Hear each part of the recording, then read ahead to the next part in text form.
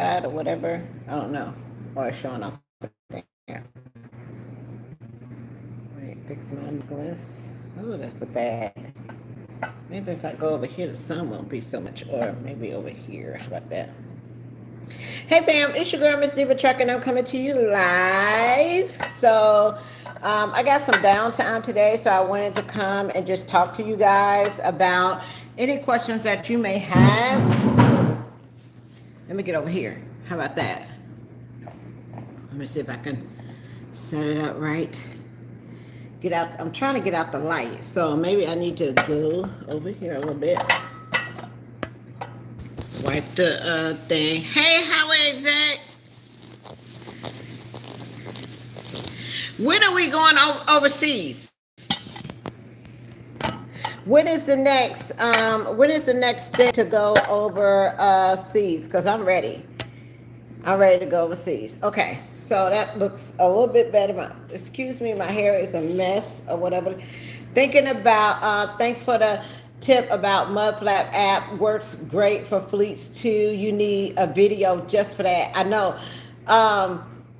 If y'all all knew, I'm using, like, I had a Com Data card and I have an Axle Fuel card as well, but I have never found an app or a fuel card that saves you as much money as Mudflap. Okay, that is a game changer in itself, and it's no contract. It's no you don't have to have a card to use it or whatever the case may be. So it's all about us saving money. Hey Leonard, thank you. I'm out racking them.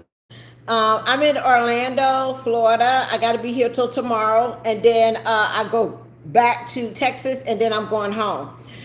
Savings are amazing for Chicago. Yes, if you have not downloaded the Mudflap app, and I'm not sponsored by them in any kind of way, but that's a game changer. That's all we need. We need somewhere to show us where we can receive the discounts, because we're not big fleets, okay? We don't have 50 million trucks and all this kind of stuff.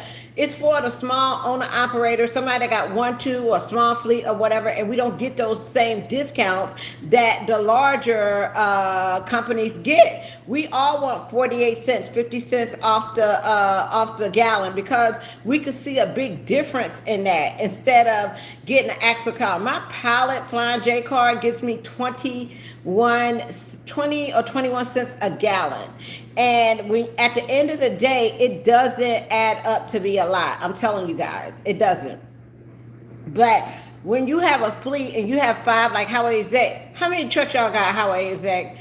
They got, I want to say, they got over 10, 15, 20. When you have trucks like that, you're going to need to get all the savings that you can. So as a driver and you're paying for your own fuel, Mudflap is the #1 app out here for fuel discounts. It shows you. Now, it's not going to be at your Flying J. Highway Exec has 19 trucks, okay? So saving 48 to 50 cents a mile on each one of those trucks is a huge savings to him.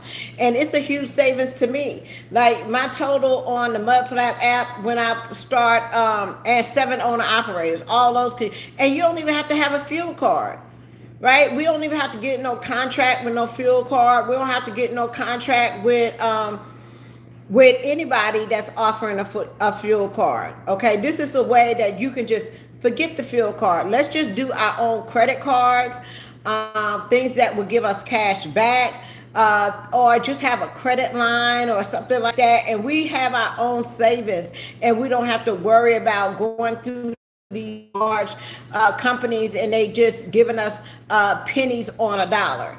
Okay, so that's what the Mudflap app does. The Mudflap app gives you 48 cents, 51 cents, and it's not at your Love's, Pilot, Flying J, Petro, TA, all of that. It's not there, but it's at truck stops, okay, that have for you to be able to come in, and they offering you that type of savings. All you have to do is download the app, right? You're going to set up your credit card with that app, your debit card, your whatever your bank card is. You set it up with the app. So when you're in the area and you need fuel, all you do is look at the app and say, okay, what fuel stop is around me? You pick out that. It tells you what the savings is before you even get there. Once you get there, you just copy and get a code. Once you get the code, you go in there and you show the cashier or whoever it is that the code for the mud flap at.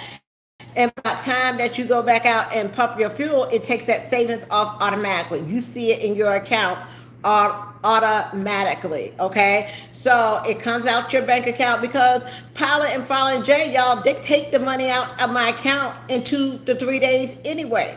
So I might as well just go with Mudflap, have my debit card. I don't know what happened, but have my debit card automatically attached to the app. And after that, it gives you your savings pick to be on the season of Shipping Wars.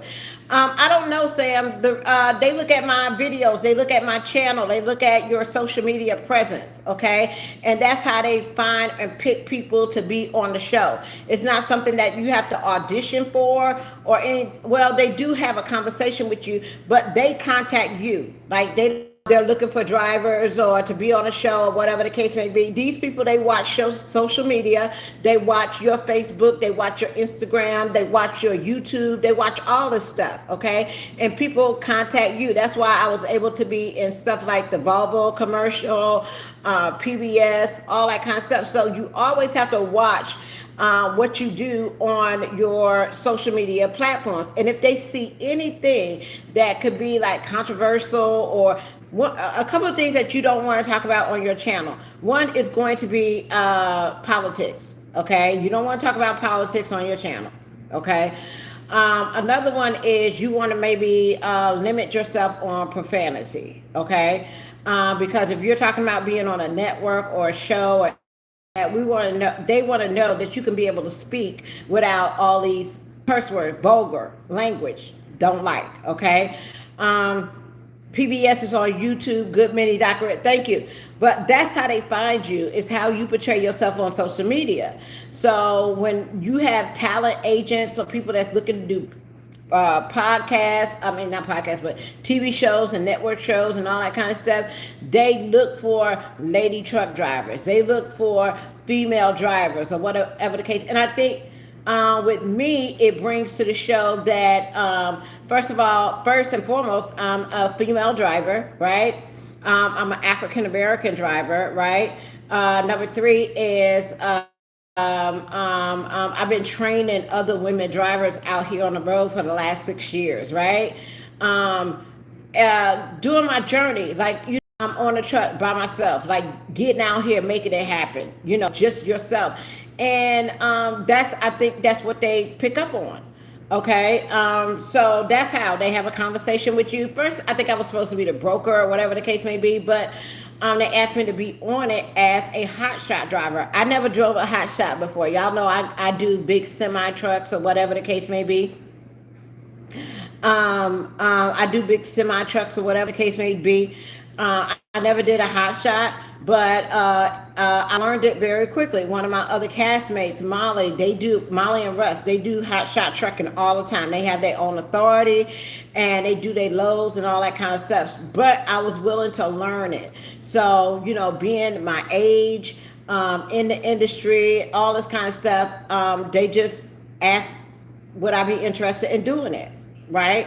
So, and also, when you open up yourself to do stuff like this, you're going to have a lot of criticism. And a lot of times, it's not about what people say about you, right? People can call you out your name. They could say this, they could say that. People are going to have opinions regardless. And you're never going to be able to stop that, right? You're never going to be able to stop people from talking about you. No matter if it's good, bad, ugly, whatever the case may be. You're never going to be able to stop that. But one thing is about how do you handle it? When people if I can't handle people coming at me on YouTube or Instagram or Facebook or whatever the case may be, if I can't handle that, then how is it that I'm going to handle when I have people that are not in the trucking industry that come after me on a major network? Okay, first and foremost, they're going to tell you never read the comments. I don't respond. I don't go back and forth. I don't entertain it. If you have a negative opinion about me, and that's fine, that's your negative, that's your opinion. I don't have to watch it. I don't have to. I don't have to go, in back and forth with you. I choose not to say. You're going to gain your audience on you as a person. Okay, and there's always going to be people that like you, and there's always going to be people that don't like you, right? And you just can't focus on the negative. I wish this world was a place where we all got along and everybody liked each other and all that kind of stuff, but it's just not that. And if you can deal with that reality and don't let it phase you when somebody come at you or talk about you or whatever the case may be, it's not what they say about you, it's how you handle it. Always remember that. It's how you handle it. And you don't look and a look. Okay, you don't have to. What say did they have in a load? Let me answer that. Did Shipping Wars get the lows, or what? That was that you? It depends. They have brokers that look for these specialty items that we will, bid on or whatever the case may be. And they wanted to make it more like what we actually do. And I think this season, this year, is more realistic numbers of what we get paid for loads, right? So if you see our loads, it's all of the loads is open containers, so that you can see it, because we don't want to look at a reefer trailer going down the road. You don't want to look at a dry van trailer going down the road. You want to see what the item is. And there's a market for people that have trucks and trailers, not necessarily that have a CDL or whatever the case may be, and or if it's general freight or whatever that is. It's specialty items that people need moved across the country, like the dinosaur, like the wheelbarrow, like what else, the flaming pipe organ. All those things are specialty items. So when you're looking at freight, you may be looking at general freight and things like that, but it's a market out there for people that have like a Doug had a pirate ship or whatever the case may be. There is a market that you can get paid to be in the industry moving specialty stuff for people. Okay, no matter what it is, there's a market for animals being transported across country. There's a market for cars, automobiles, personal automobiles to be transported across country. There's a market for a lot of these things out here that you can make money off of. So it's just not drive-in, flatbed, and reefer. Okay, you can get a pickup truck, a 1-ton, a flatbed trailer. It all has to do with the rate, and it's all have to do with how you put yourself out there and present yourself. But actually, the work that each of those episodes is, we really do the work.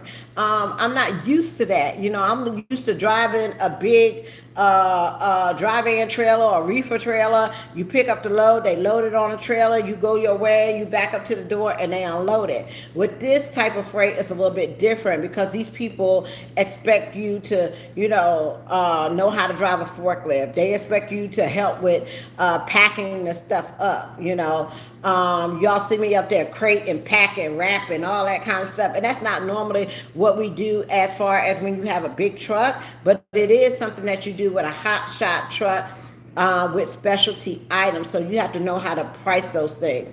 As far as the rates were concerned, they were good rates. They was really good rates, and it shows in from the first 100 episodes when they was working with, I guess, U-Ship and all that kind of stuff. These are what we actually a lot of times do, and we can get those loads there in a day, 2 days, or whatever. You saw an episode with Doug.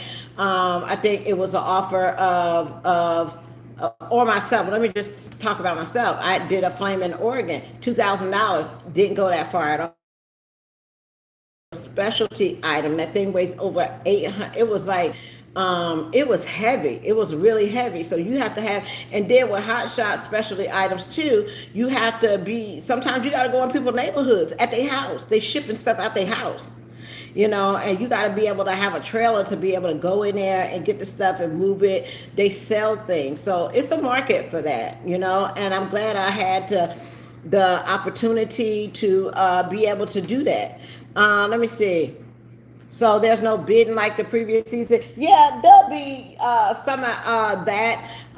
We actually put in there's a change in the brokers now. Now that you get to see brokers on how you really, get the freight and things like that. So time has changed from the last time that it aired on TV. Times have changed on what it is that we do with freight and how we move freight. So yeah, it will be some of the bidding and the going back and forth. This show is coming back after being off the air for a certain period of time, so there's a lot of things that we have to catch up with as what is going on right now as reality, right? So those things are going to come. It's a good show. You get to see a lot of stuff like the Minnesota Candy Factory. I never knew that existed. But you go up there and they got every piece of candy that you could ever imagine from when you was a child or whatever the case may be. It makes you think, I didn't think about this product, or I didn't think about, that this certain place exists.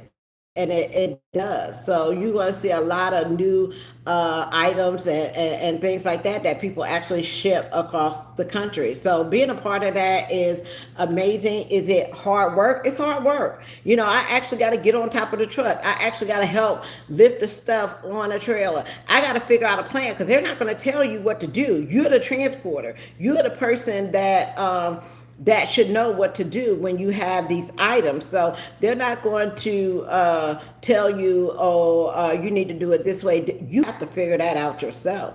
As far as strapping, tarping, checking, how you're going to transport it. Do you need another vehicle? What can you do to come up with it to be able to get it from point A to point B? It's all about figuring it out. So it was a challenge.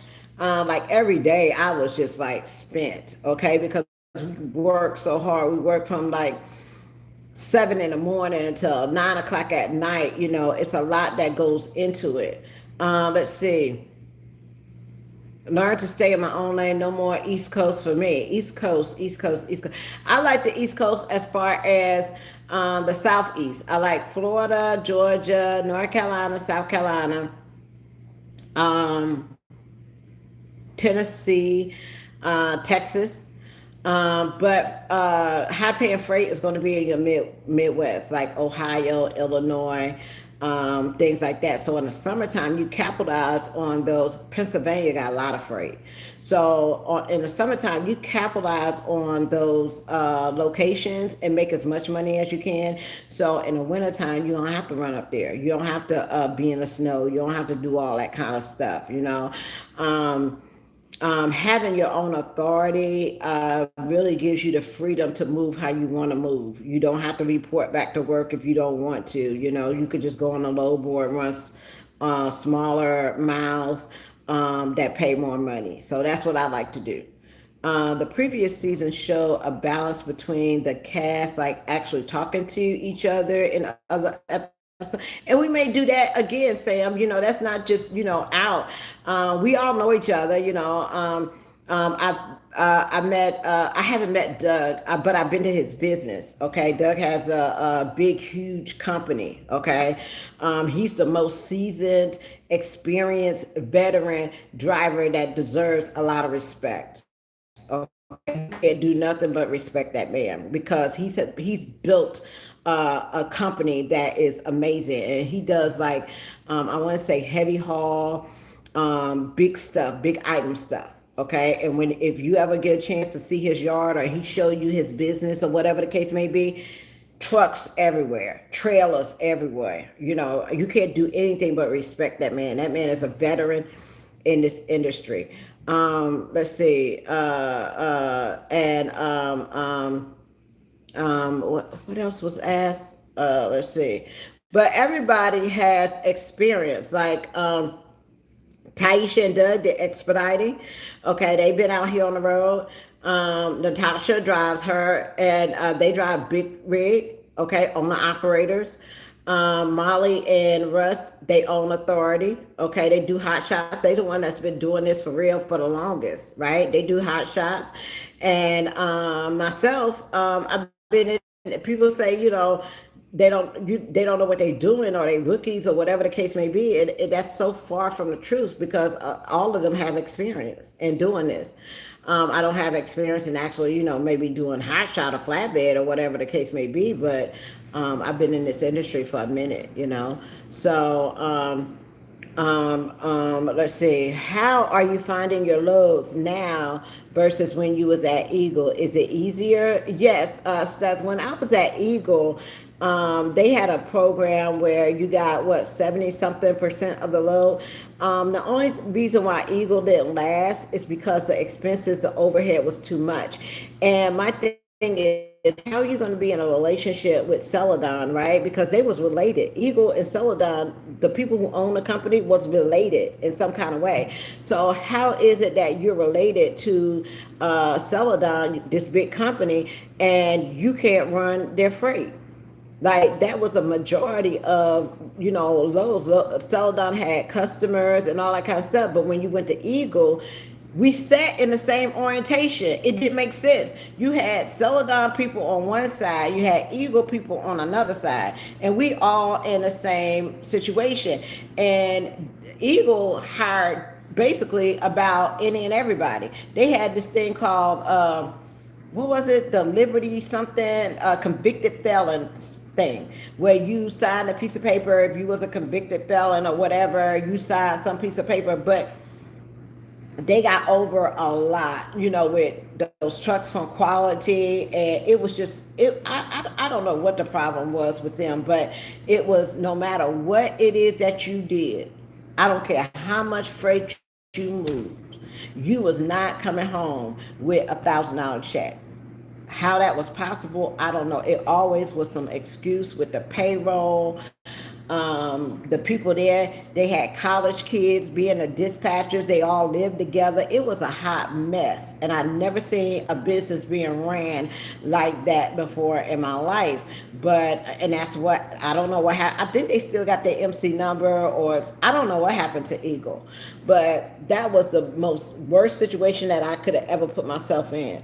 I'm glad I went through that experience, because it made me realize about that load board and not having your own dedicated freight and your own customers. Freight agent class. I want to talk to you guys about freight agent class. Freight agent class is coming up on January the 24th. Okay, that class is 4 weeks long. It is. I think I'm doing. I'll send out the itinerary, but 2 days a week. All I do is sales calls. Okay, and that's for 2 hours a day. And I teach you how to make calls to potential customers, how to find your customers, what to look for, what type of freight they have, things like that. Okay, it's just sales on how I talk on the phone. The other 2 nights is when I actually go through the system with you, teach you how to find an open customer, how to get a load list, how they email you your load list, what to do after you get your load list. Sam has a question. Is A&E setting you guys up for the next season? I'm thinking we're going to have another season, because it's a very popular show. People love Shipping Wars. It comes on after Storage Wars. So I'm gearing up for the next season. I got one more episode that I got to shoot before we wrap up for the season, but we'll probably be back for next season. Shipping Wars is one of those shows that it's been around forever. People love to see that it came back. They miss the old, cast members and things like that. But every time you have a change, no matter what it is, you're gonna have resistance, because people get so used to a certain character or a certain person and things like that. And when you switch it up, and it's not all the time welcomed, right? But hopefully, over the next couple of seasons and things like that, people will get to know me or take time to know me, and maybe I can gain some fans that was around before, or I'll just have to create my own. Create your own lane, create your own thing. But when you change up everything, resistance is always there. But as far as us, we have a great spot. We're on one of the best networks, A&E, and it follows one of the best shows. Like, it goes in with storage wars, shipping wars, parking wars, neighborhood wars. All those shows are, if you're going to be training new drivers. I want to, as soon as I find the time to be able to do that, because I want to find some space to open up a school, okay? Or open up parking, because parking is a very, it's a thing. People need places to park their trucks. Oh my God, I wish I would have shown y'all the parking spot that I had in Florida, that I have in Florida, because this is 24-hour parking. The place is huge, right? It's all paved in, nice parking lot, no trash nowhere, and you pay $20 a night to park your truck. So that's what I did. I took my trailer over there, dropped the trailer, 24-hour security. You don't have to worry about anybody taking your freight, bothering your truck, your trailer, or whatever. So I love that. I love that. And that's what I wanted to do. I want to get like maybe 5-10 acres of nothing but parking space. So people will have a place to drop their trailers if they need to go anywhere. Hey, Ida, if they need to store their containers, their trailers, or whatever the case may be. I think that's the thing, because $20 a day times 7 days a week is $140 a week, right? And you're not doing anything, right? You're not doing anything instead of just parking the truck, and you pay somebody. You have cameras that set around the whole facility, a lock gated fence, and any company will allow their trucks to be there in case their driver got to go home, or they under a load and they want to take their home time. It's security with them. So if I could find a place like that that's close to the highway off of I-75, and could be able to get 5 acres or 10 acres and just pave it out, and have that type of environment where people could drop their trucks off, and their trailers, or whatever the case may be, that is going to be good. But hopefully, when I get back, the first thing I'm gonna start on, besides the broker class, is going to be besides the broker class, is going to be my certificate and going through the training for a training school. Okay. Those are the things I want to work on. When I get back home, it's going to be, I got one more episode to film after Christmas, and then we wrap up for the season. But after that, we get geared up for next season and all that kind of stuff. One thing that I've known about this season with myself, my hair. Oh my God, I gotta do something. I gotta get a stylist, or somebody, wardrobe or something like that. But it's all new. It all come later on and things like that. But it's like, man, they done caught me doing my interviews when I'm pouring down with sweat. I'm tired, working and all that kind of stuff. So, but all these people that I have met, especially the shippers, they are amazing people. Okay, when I tell you these people are amazing, they are amazing people, and they have so many different items to ship. And it's just like its own unique. And once you get to know these people, like let me tell you about the first episode. I could talk about it since it's out now and we all have seen it.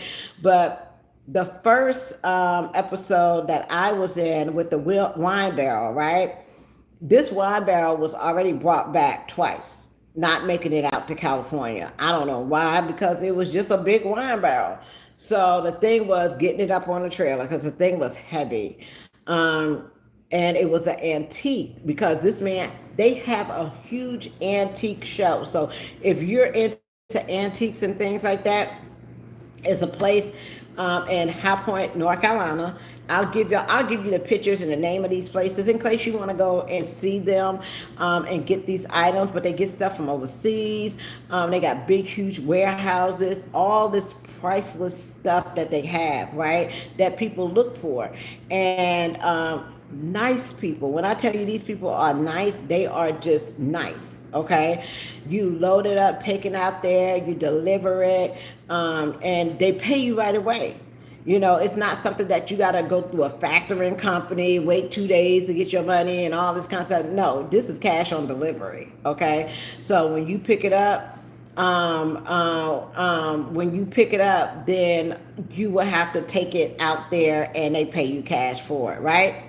So then what you do is you get back on a specialty load board, and a lot of times you can get general freight, regular freight, if you don't have something in that area.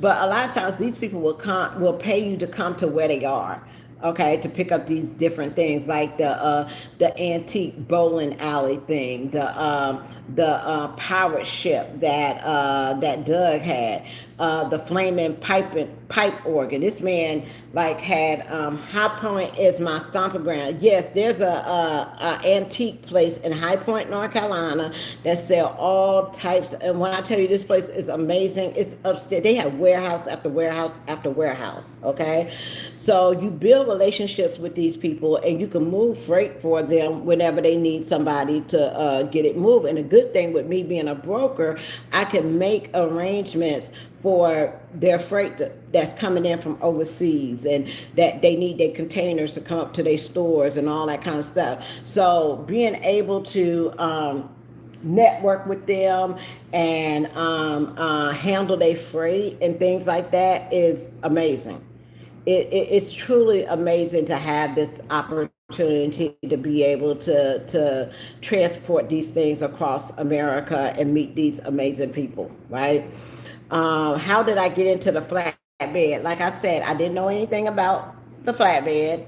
Molly taught me. She taught me. She took me out there, showed me how to place stuff on a trailer, how to strap stuff, how to use the chains, things like that. And it's like we're kind of like a family. We stick together. I never met Dwight and Taisha before the show, but when they showed up, it was like they had this special chemistry as husband and wife, and it's like you see it. They've been together so long. It's like they know each other, and Dwight is one of the coolest people that you can meet. Okay. Taisha is one of the coolest people that you can meet. Natasha, she is so sweet. Okay. She's into these smoothies and all this kind of stuff, and she's amazing. Molly and Russ, these are all good people, so just give it a chance and take time to get to know these people. A lot of them aren't on social media as much as I am, but they are good people to talk to. Jay Rich. Okay, could you imagine me and Jay Rich is on the same show? Like I never talked to Jay Rich until we was on Shipping Wars together, because we didn't know about each other, right? I heard of Jay Rich. I'm sure she may have heard of me or whatever the case may be, but we never communicated, got in touch with each other. It was like, hey girl, what's going on? And when I started filming, some of the lines that I was saying was, hey, Jay Rich, and I'm like, it's only one Jay Rich, okay? I don't care where you at in the trucking industry, it's only one Jay Rich, okay? I knew they was talking about when they said the broker is Jay, her name is Jay Rich from Houston, Texas. I was like, Jay? They was like, yeah, that's I said, I know Jay, not Noah, but, I heard of her, on YouTube and all that kind of stuff. And so the first thing I did was like reach out. I said, girl, you on the show, because we couldn't talk about it, right? So the first thing I did was like reach out, and I was like, Jay, girl, you on the show? Like, it's amazing to be able to be two of us to be cast on that show, and we didn't like talk, know each other or anything like that, but we have become, friends. I would call her a friend because I could pick up the phone at any time and say, Jay this or Jay that, and she talks to me as well. So, a lot of times, we need to take time sometimes to get to know people, right? I just kind of stayed away. And I just kind of stay away because I like to do my own thing or whatever. But she has an amazing spirit. Like, she is strictly business, and that's what I love about her. It's no mess with J Rich. She is about her paper. She is about always learning. She is about always being on her grind. She is about just business. Like, I love that. It's not, we don't, when we get on the phone, it's not to get on the phone to be gossiping about this person, that person, how I don't like that person, how this person did to me. This girl strictly talks business about how you gonna do these classes, or if she has an idea, or we really need to do this, or whatever the case. And that's what I admire, and that's what I love, and that's what I respect about her, right? Because she's so business oriented, right? And I just love having relationships with people like that. Always thinking about, the next thing or how to do better.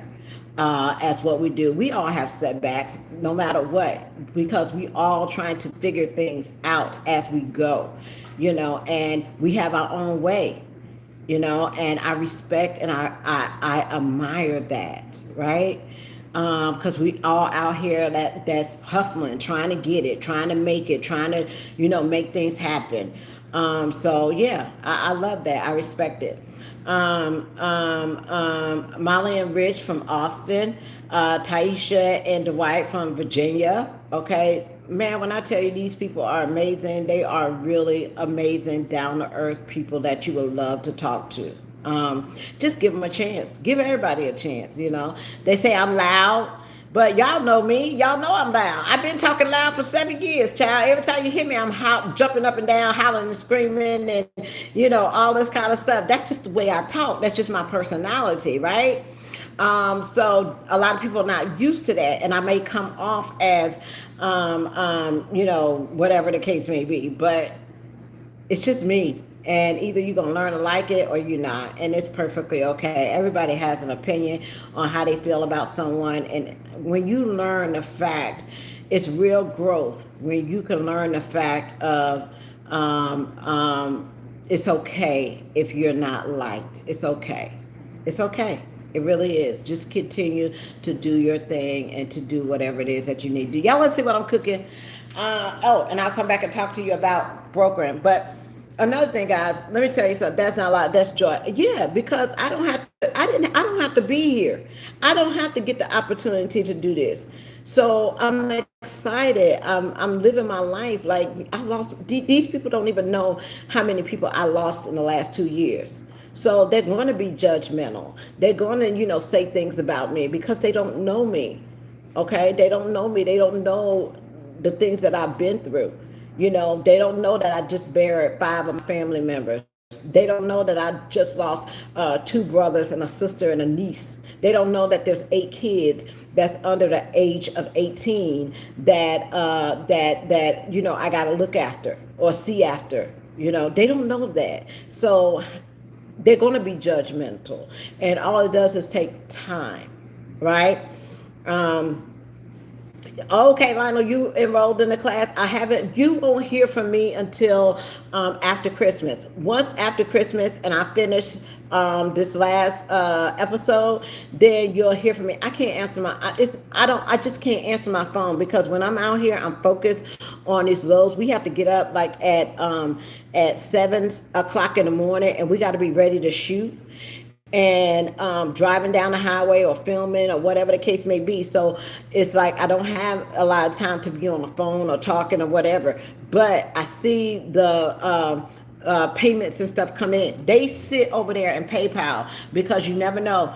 Things happen. People may not be able to take the class. Something comes up or whatever the case may be. So that money just sits over there in PayPal. Once I come back, that's how I contact people. So I get a list of all the people that has paid. And what I do is after Christmas, by the 1st of January, You will get a welcome letter from me, an introduction, terminology, shipper directory, all the stuff you're going to get from me, a sample email of what you send out to your shipper, call list. And I got a book this thick of just brokering. Okay, it's a book this thick of brokering. So I give you pieces of that for you to become an agent. So you'll hear from me after all of this is over, and then we just go hard. And what is the outcome? The outcome is I would love you to pursue being an agent and building your book of business. If this is something that you want to do, and because it's something that you can do after trucking, during trucking, it's something that you can do. Your spouse can do, your family can do. Does filming ever get in the way of doing a load? No. Hold on, let me see something. Does filming ever get in the way of doing a load? Do you ever have to stop driving to shoot? Yes. As you know, a load, we will get there in a day or two or whatever the case may be. But when you're filming, you have to take time because you have production around you, right? So they can only work so many hours, and things like that. So it may seem like a 500-mile run will only take a day, but when you're shooting it and you have all these people with you, because we have a production team of maybe 10 people, right? So if you have all these people with you, it takes time. You gotta get the shot. You gotta, everybody gotta say get set up. We gotta get you doing it, and you gotta take your time because you gotta work with whoever's producing the episode. So you don't have control over, how long it takes. So, and we like to be surprised. We don't like to know what we are going to pick up, because if we know, we can prepare for it, what we're going to do. So we don't know what we're picking up until we actually get there on the scene and see what it is. Okay, a big wine barrel. What am I going to do? How am I going to load this? How is this going to work? Okay. Driving a forklift. I never drove a forklift, okay? But I figured it out. It was 3 buttons and I'm on the forklift, okay? So you figure out, that's the thing about shipping. You have to be able to figure out. Let me check on my food. Hold on one second. Let me give y'all a little, I guess whatever tour, whatever the case may be, but give me 1 second. Got my TV, and you got to enjoy yourself. Like, I'm here in this house, right? The pool is out there. It's not warm, so that's why I haven't got into it, but I'm cooking myself a steak. Oh my God, the potatoes, Lord have mercy, the potatoes. I don't overcook the potatoes, but it'll be okay. I cooked me some sauteed shrimp, some baked potatoes. I got my crab legs right there. I'm gonna put them in the oven, right? And then here's my steak. Ugh, look at my steak. There's my steak. I'm going to turn that over. Grab my steak. I marinated the steak. Ugh. Hold on, y'all. Give me 1 second. I marinated the steak so that maybe I could turn it down a little bit. Let me get a fork. And I'm going to fry me some chicken in the morning before I get on the road, but I leave tomorrow, right? So here's my steak. Let me put that on here. I'm going to turn it over so it could just cook a little bit more. But I got my garlic shrimp. And you say, why are you cooking all that food? This for me. I pack it up and get on the road with it. I ain't got to buy nothing on the road, right? And turn that steak over. Put the onions and stuff back on it. And let it soak, be in the back in the oven. It's gonna go with my shrimp, my baked potatoes, and my crab legs. That's what I'm cooking today. And I was just sitting in. I'm gonna fry some chicken tomorrow. But yeah, I've been chilling on the couch, and the reason I've been on the couch is because the TV don't work in the bedroom like I want to, so I've been casting stuff. But I've been sleeping downstairs, but nobody's upstairs. Upstairs is empty. So, but yeah, I'm just the type of person that I'm just the type of person that I got to get away. I got to have my peace. I have to be able to enjoy myself. I have to be able to, have my own time.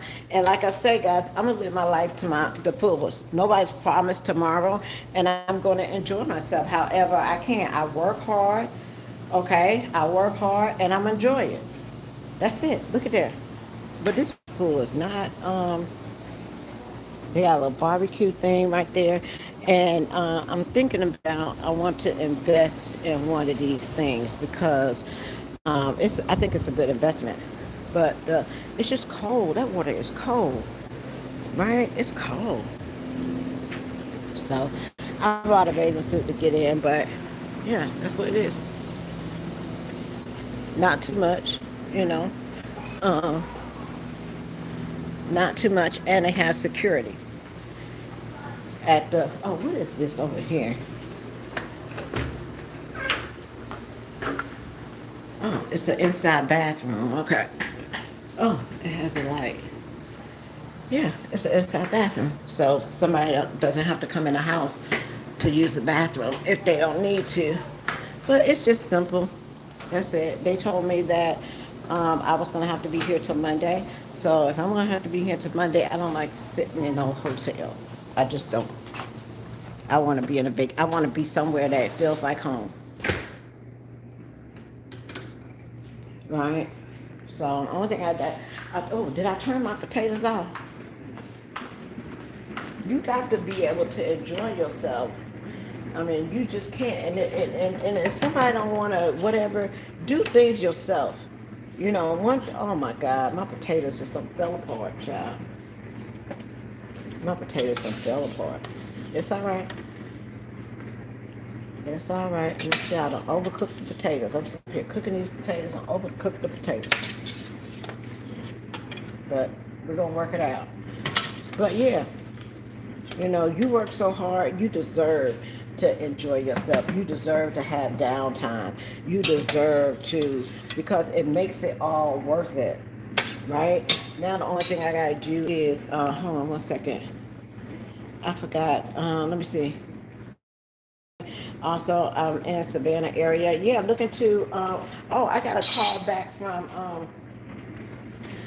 the person that does the port in Savannah or Atlanta or something, and I just got to send them my insurance money. I mean, not insurance money, but my insurance certificate. Right? Hold on, let me put y'all right there. Okay. I got to send them my insurance certificate so that I'll find out about the port loads. But where I am, I love it. I'm doing the power only with JB Hunt, and I love it. I absolutely love it.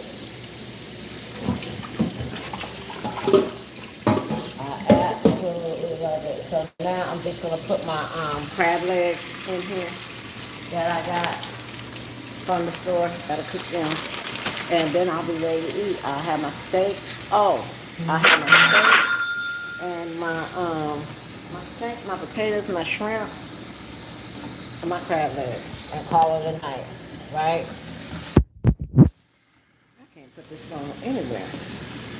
Oh, that's enough water. Okay, put this on.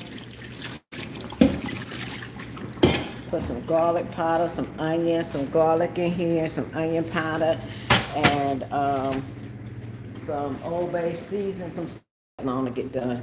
But other than that, oh, the broker, yeah, with the broker, it starts on the 24th, and it's 4 weeks, and I just give you an opportunity to be in a place where you could be an agent and start your business. Some people ask, are you obligated or whatever? No, it's just giving you an opportunity to get your feet wet, as they say, to be able to get into the industry, learn how to do your freight. It's not going to be easy. Like you're not going to pay for a class and then all of a sudden next week you're making $1,500 a week.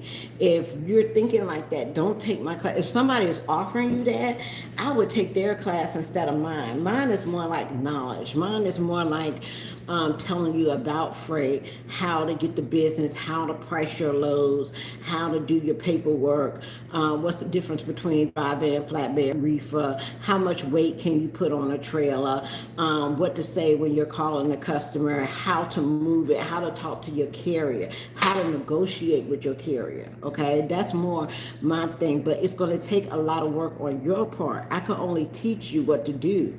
I can't do the work for you. A lot of times that, I do get your customers for you. A lot of times other people that of the customers, I've been on call and set up the relationship and build a relationship to move the freight for the customers to get the load list. But I give that to the agents. Okay, when I'm on the phone and I'm talking and they send me over a load list or whatever the case may be, and I establish that clientele, that goes to my agent. But you still have to work it. You got to be able to call people. And if they sent me a load for a company and they move in loads like, 8, 10 loads a day or whatever the case may be, but this company has 5, 6 locations or whatever the case may be, it's your job to call each one of those locations. It's your job to be able to establish relationships. I can't establish all your relationships for you. It doesn't work that way.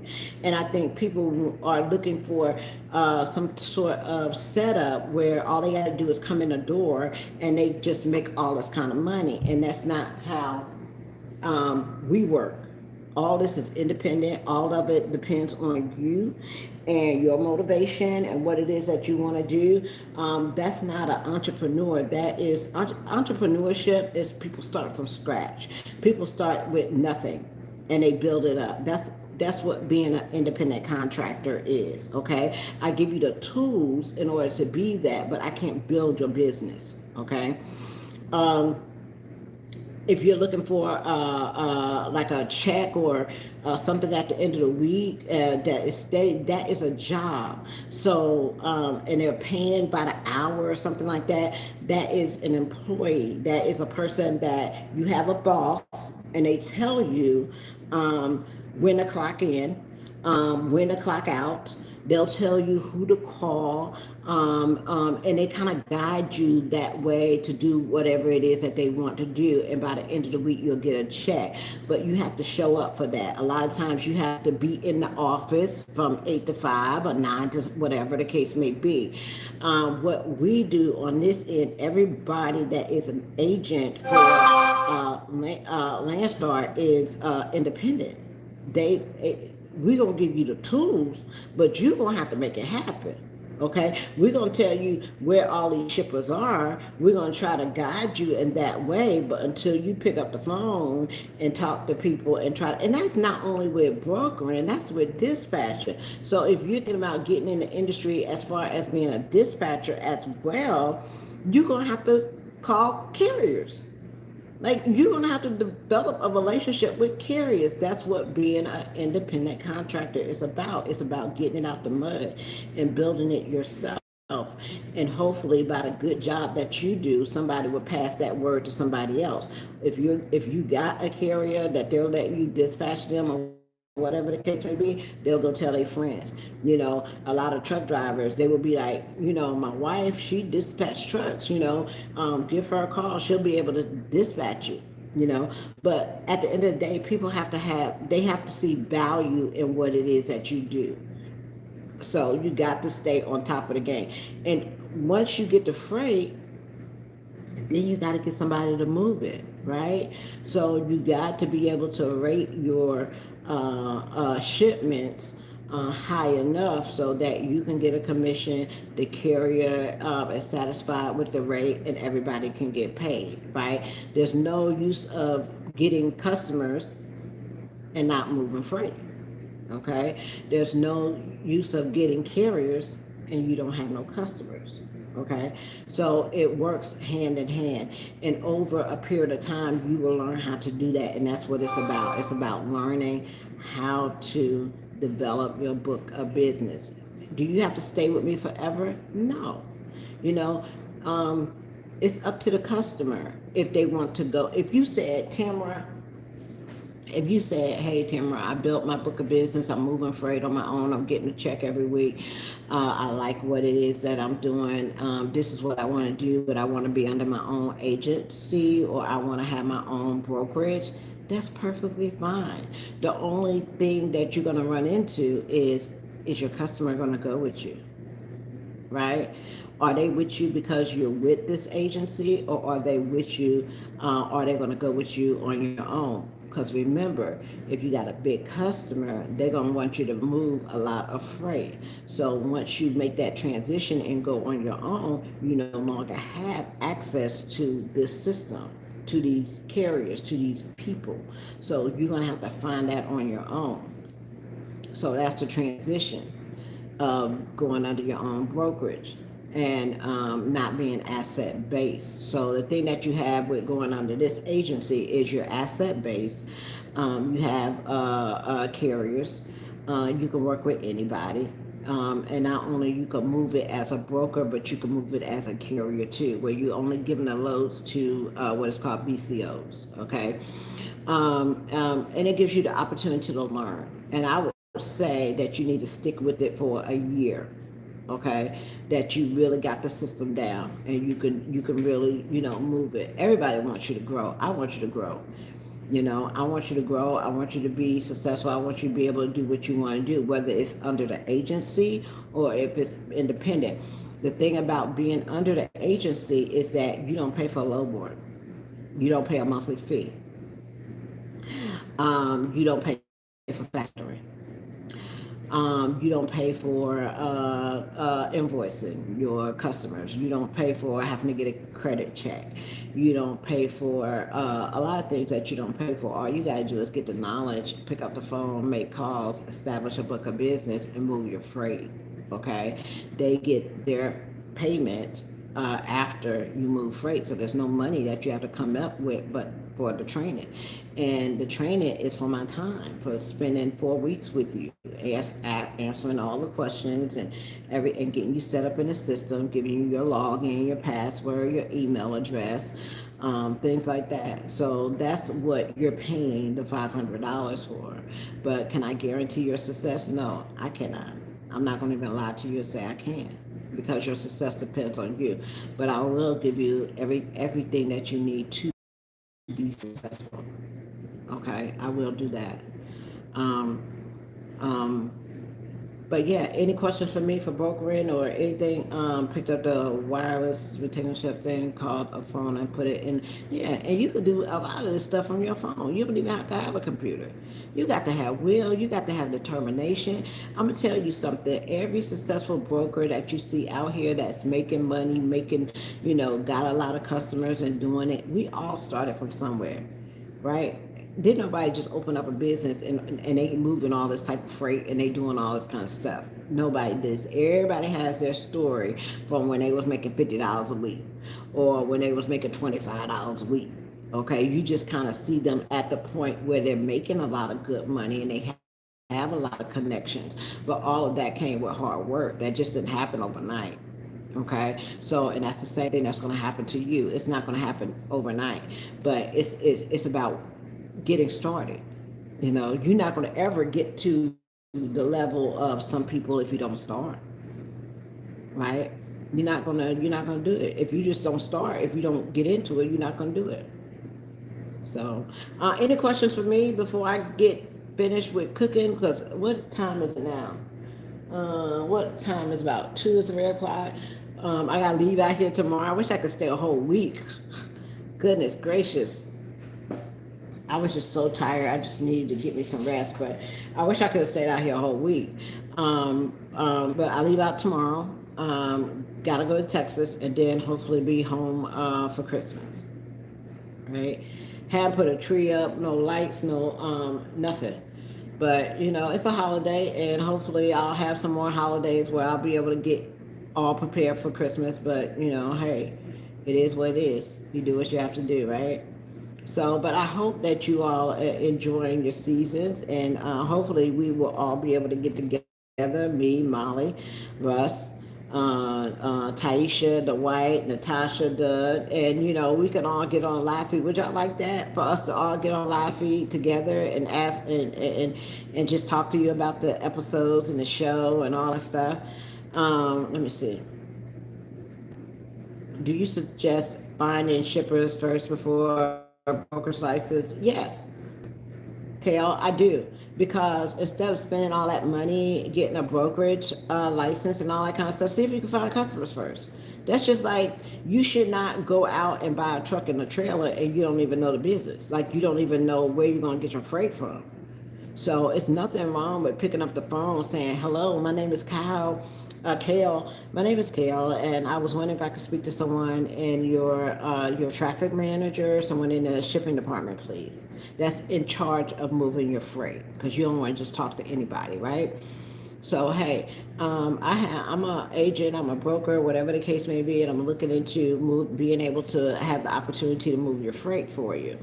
What do I need to do? How can I sign up?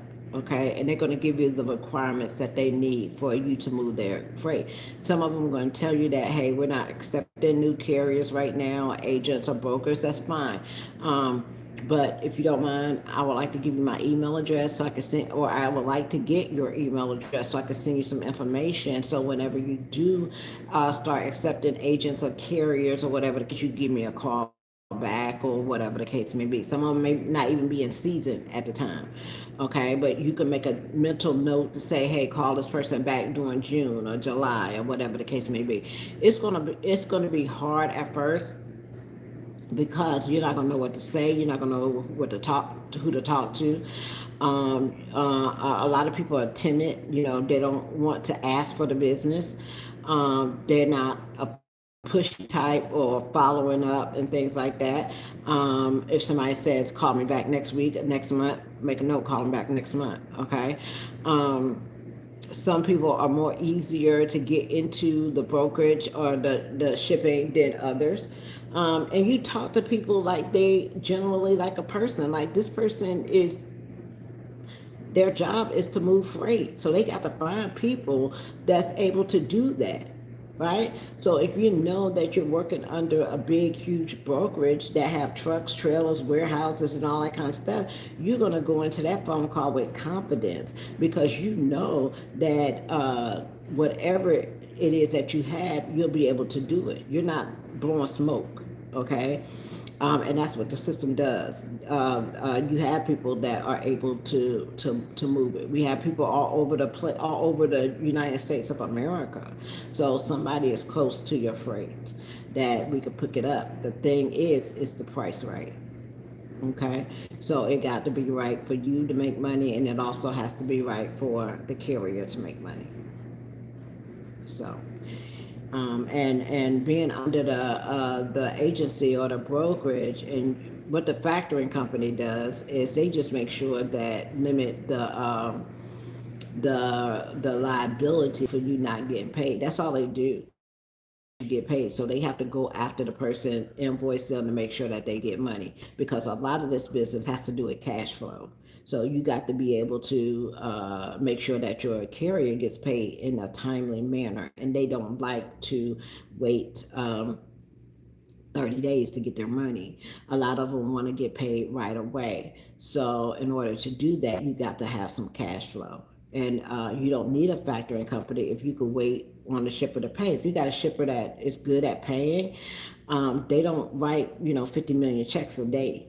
They wait all at one time and write a check. So if I move 10 loads from this one company, they want to write one check to one company. They don't want to write 10 different checks for each load every day.